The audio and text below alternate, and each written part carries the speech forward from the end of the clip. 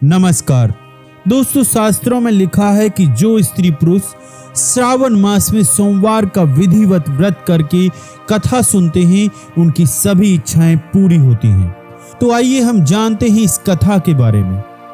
श्रावण सोमवार की कथा के अनुसार अमरपुर नगर में एक धनी व्यापारी रहता था। दूर दूर तक उसका व्यापार फैला हुआ था। नगर में उस व्यापारी का सभी लोग मान सम्मान करते थे। इतना सब कुछ होने पर भी वह व्यापारी अंतर्मन से बहुत दुखी रहता था, क्योंकि उस व्यापारी का कोई पुत्र नहीं था।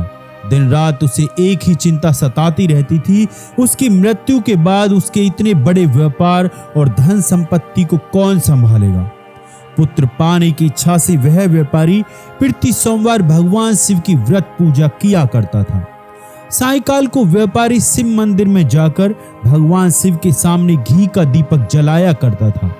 उस व्यापारी की भक्ति को देखकर एक दिन पार्वती जी ने भगवान शिव से कहा, हे प्राणनाथ, यह व्यापारी आपका सच्चा भक्त है। कितने दिनों से यह सोमवार का व्रत और पूजा नियमित रूप से कर रहा है। भगवान, आप इस व्यापारी की मनोकामना अवश्य पूर्ण करें।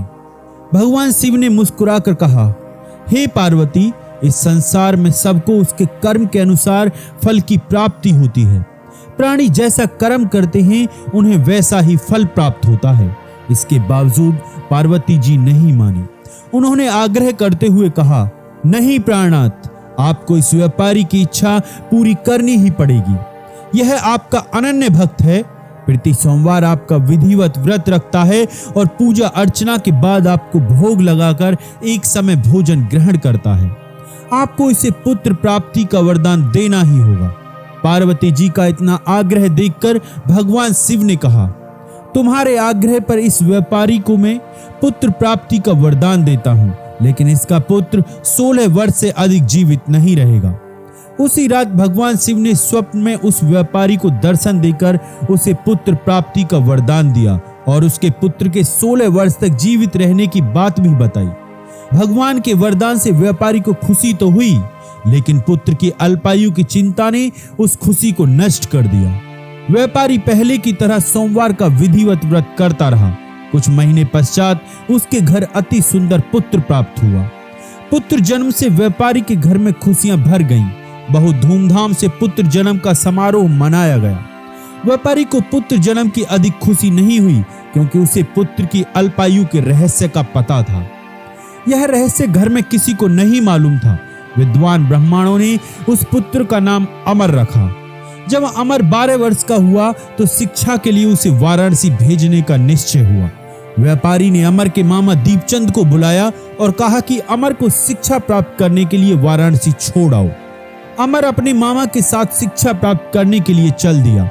रास्ते में जहां भी अमर और दीपचंद रात्रि विश्राम के लिए ठहरते, वहीं यज्ञ करते और ब्राह्मणों को भोजन कराते थे।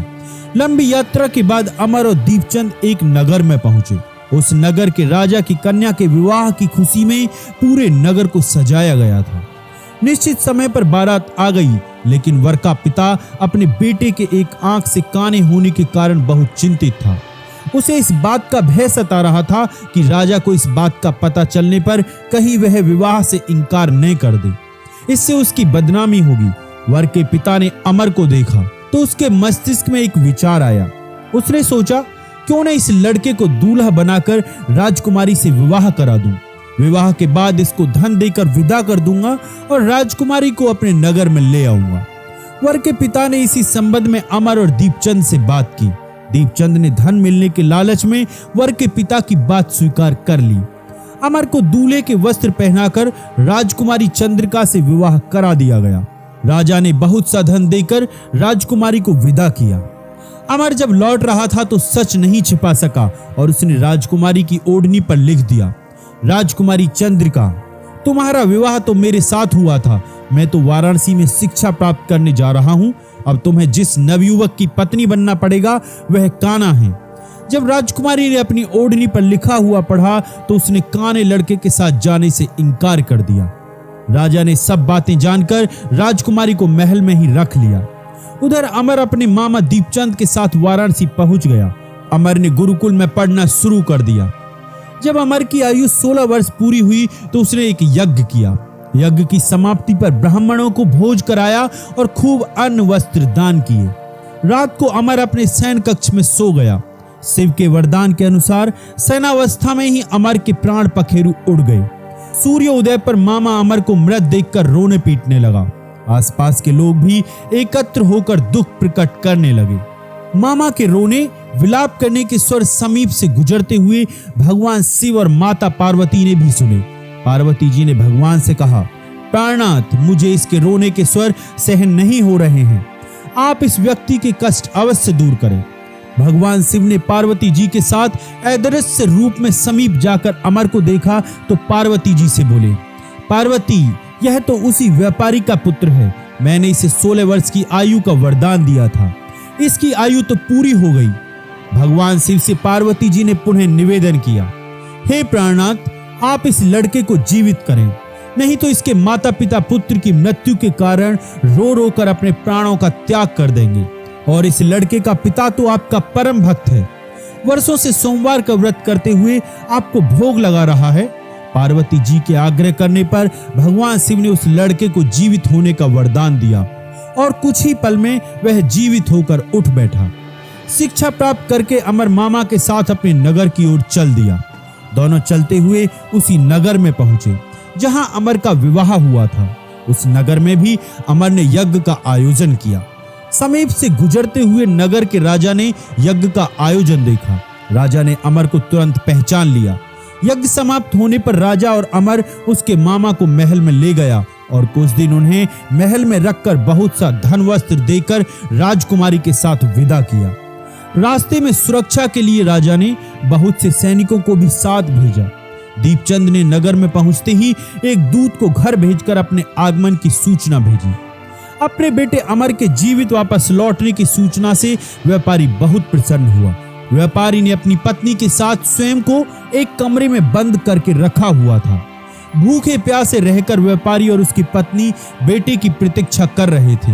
उन्होंने प्रतिज्ञा कर रखी थी कि यदि उन्हें अपने बेटे की मृत्यु का समाचार मिला तो दोनों अपने प्राण त्याग देंगे। व्यापारी अपनी पत्नी और मित्रों के साथ नगर के द्वार पर पहुंचा। अपने बेटे के विवाह का समाचार सुनकर पुत्रवधू राजकुमारी चंद्रिका को देखकर उसकी खुशी का ठिकाना नहीं रहा। उसी रात भगवान शिव ने व्यापारी के स्वप्न में आकर कहा, हे श्रेष्ठी, मैंने तेरे सोमवार के व्रत करने और व्रत कथा सुनने से प्रसन्न होकर तेरे पुत्र को लंबी आयु प्रदान की है। व्यापारी बहुत प्रसन्न हुआ। सोमवार का व्रत करने से व्यापारी के घर में खुशियां लौट आईं। दोस्तों, ऐसी है सावन सोमवार की व्रत महिमा।